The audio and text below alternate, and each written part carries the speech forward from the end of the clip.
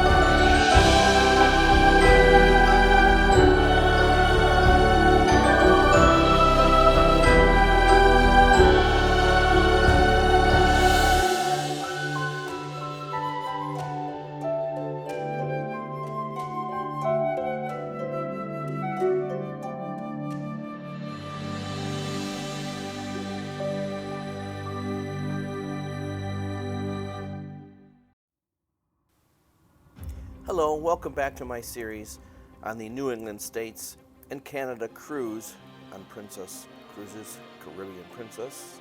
Today, this morning, we are heading into Boston. We're going to take a tour, see a little bit of the city, and see the historic Fenway Park. Thanks for joining. Please consider subscribing, and if you do like the video, please give us a thumbs up. Thanks so much.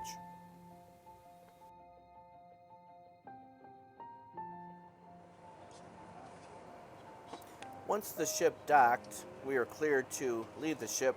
We came onto the pier where the tour buses were parked and waiting for us. On the way to Fenway Park, we had a tour guide on the bus who showed us a little bit of Boston on the way to the park. You're shooting out into the harbor. That's an active fish pier. That's the only active commercial fish pier left in the city of Boston. Just beyond this building here on our right.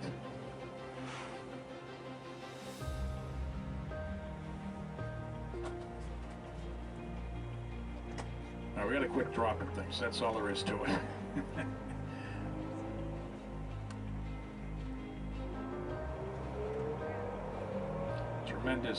Tremendous growth in Boston since that recession in 2008, 2009. Buildings going up everywhere, but again, everywhere you look around you here, all brand new.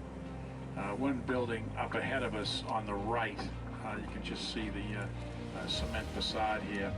That was our original cruise ship pier, and much too small for today's large cruise ship. So we call it the World Trade Center. I think it's getting a rehab right now, but up here to the right, and we call it the World Trade Center. Again, there's a nice view on the right of that World Trade Center, and again, I think they're doing a rehab over on it, doing it over.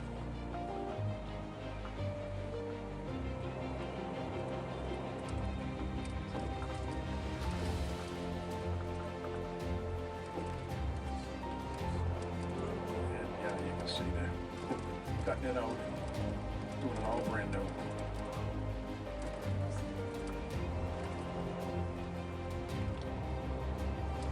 And we're going to go up and go over a bridge, and when we go over that bridge, it'll be the first time since you've left the pier that you're really on dry land.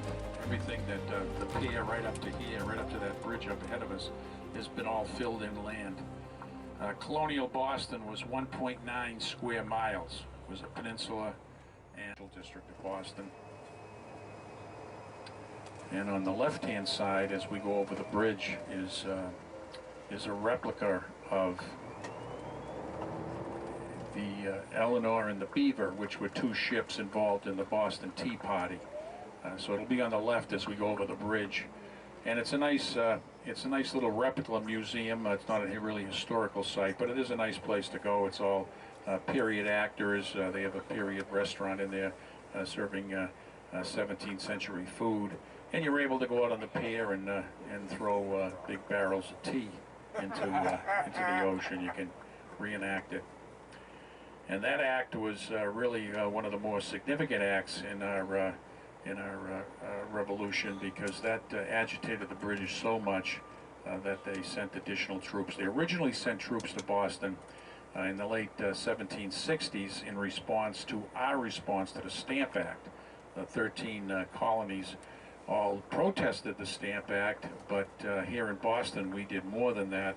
We destroyed public property, we tarred and feathered the tax collectors. It really turned violent, so they sent troops to Boston to keep the peace. And that was the late 1760s, and then in 1773, when the Tea Party happened, they were so infuriated by that that they sent additional troops and closed the port of Boston, completely shut it down. And when they did that, it was really the incident that convinced all of the colonies that the only way we were going to get our freedom was through an armed conflict with England. And most historians believe that Sam Adams knew that all along, and as the leader of the Sons of Liberty here in Boston, everything he did was to agitate the British in such a way that they would send troops and that it would lead to an armed conflict.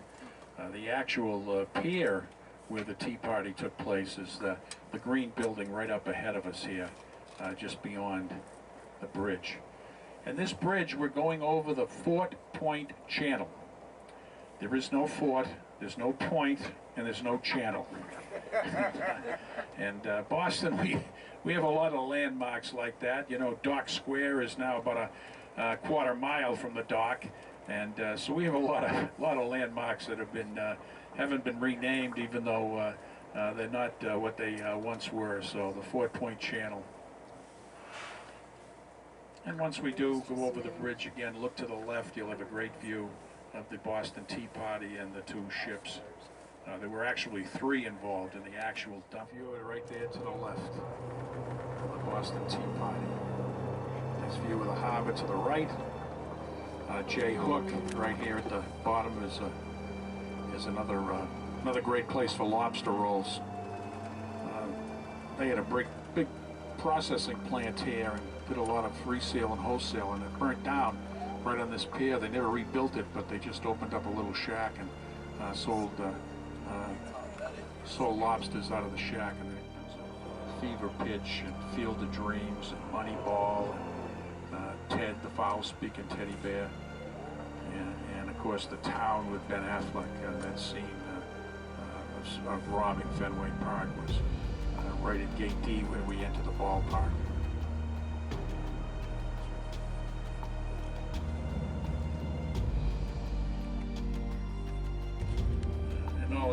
All they used for the TV show was the outside here, was the facade. The inside has nothing, doesn't look anything like the TV set. And of course, that TV show Cheers, Sam Malone. He used to be a Red Sox pitcher, and he owned the bar.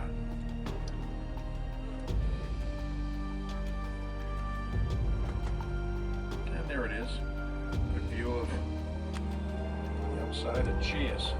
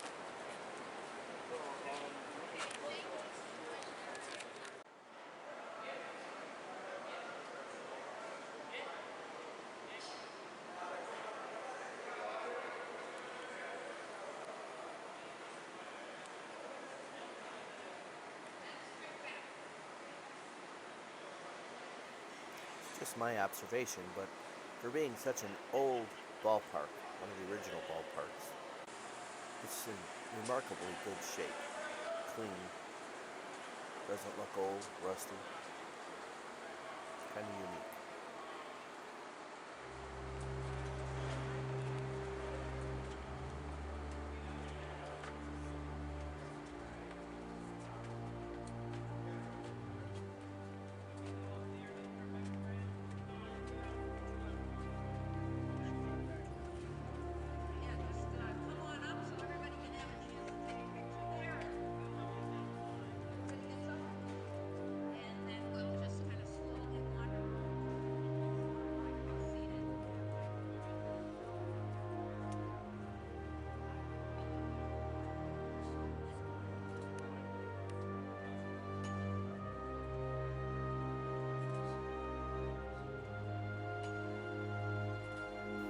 Just inserting a quick overhead view of the park.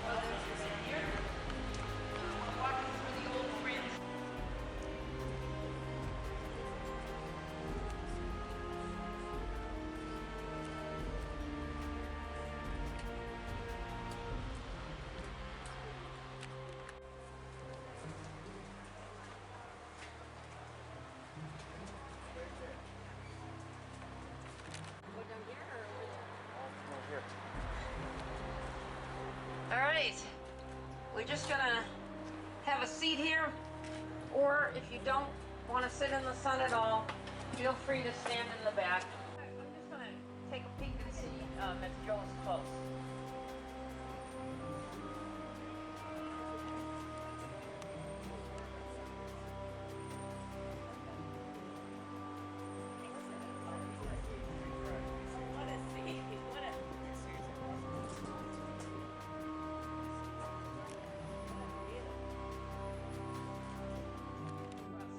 Had passed on, sold privately to our current ownership, led by John Henry and Tom Warner and Larry Lucchino at the time. They come into Fenway. It needs some updating. You know, the Yankees hadn't done any updating really since the 4 renovations. I'm going to save Fenway Park. You know, people thought it couldn't be updated, not enough seating, not enough parking, all that stuff. But they said, no, we're going to save it. They hire an architect named Janet Marie Smith. If anyone's from the Baltimore area, she designed Camden Yards and actually modeled it after Fenway Park.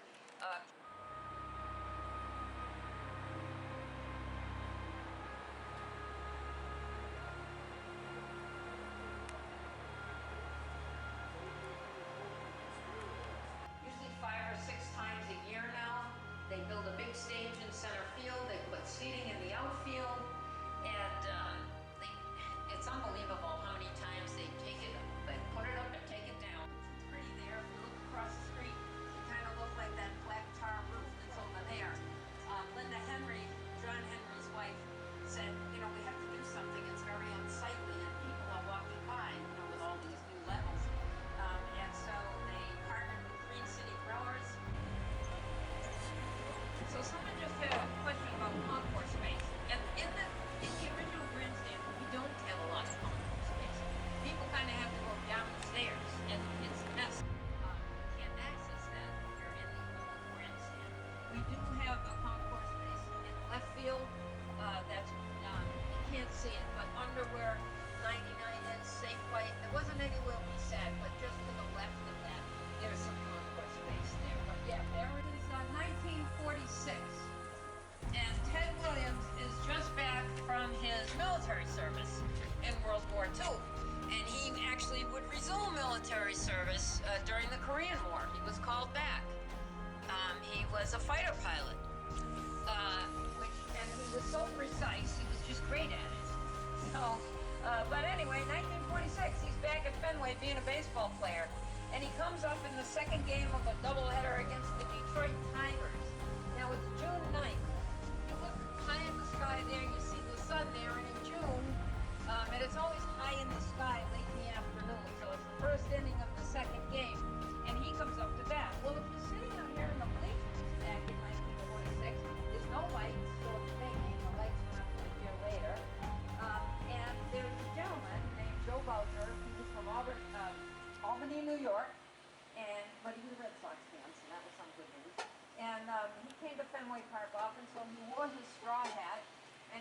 marches on up to row 37 there where the red seat is. And he takes his seat for the doubleheader, and there's all kinds of stories about what he was actually doing. I choose to believe that he was watching the game, and he just got blinded by the sun. Because if you sit out here, you get blinded by the sun at that time of day. Anyway, some people say he was falling asleep in his seat. I don't know about that. But anyway, who would fall asleep when Ted Williams was coming to bat? I ask you. Nobody. So anyway, Ted hits a shot well past the bullpens that you can see on your left. Those were added in 1940 in his second year here because they moved the fences in a little. But Ted didn't need a whole lot of help hitting home runs. He hit 521 of them in his career, and he missed 5 years. So anyway, the ball goes sailing over those bullpens. It gets out there right where Joe is sitting. It clunks him off the head. He goes down in a heap. He's out cold for a couple of minutes. The ball, we don't even know where it went. They never did retrieve the baseball. But a reporter and a photographer from the Boston Globe saw the chaos ensuing, and they were running up there. Joe comes to, and he's fine, and they want to interview him, and they say, "Are you okay, sir?" And then he says to them, "I'm fine, but I just want to know one thing. How far away do you have to sit in this place to be safe from the great Ted Williams?" So they see their opportunity for a story, and they measure it. It's 502 feet away. 502 feet away, making it the longest home run inside this ballpark. And nobody has matched it since. I'm not kidding. 502 feet away. And being the big Dodgers fan that I am, I had to show this information about the famous stolen base by Dave Roberts, who also played for the Dodgers and is currently the manager of the Dodgers.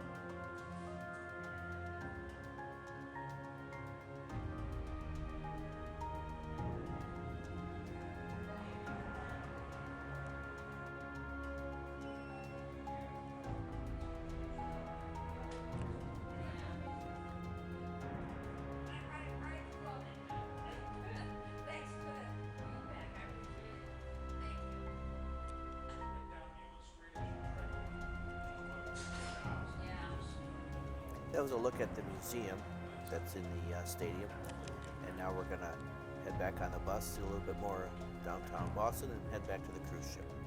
Orchestra plays, and of course the Boston Pops play. And the Pops are very famous for their holiday shows, and then of course they do that. And yeah, you get a peek at Symphony Hall, green colored roof down there. And as we head down Boylston Street is the location of where we have all of our championship parades. And we've won a number of championships since 2001, 6 Super Bowls, 4 World Series championships, a Stanley Cup, and an NBA championship since 2001.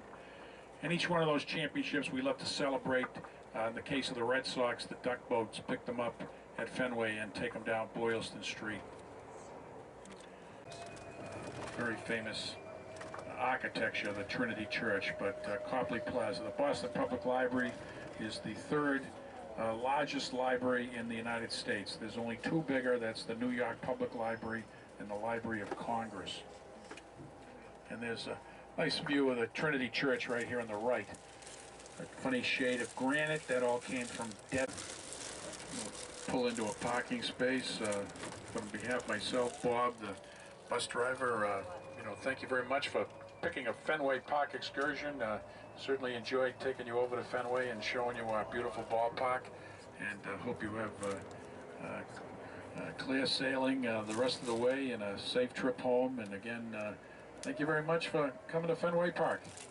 Thank you. Thank you.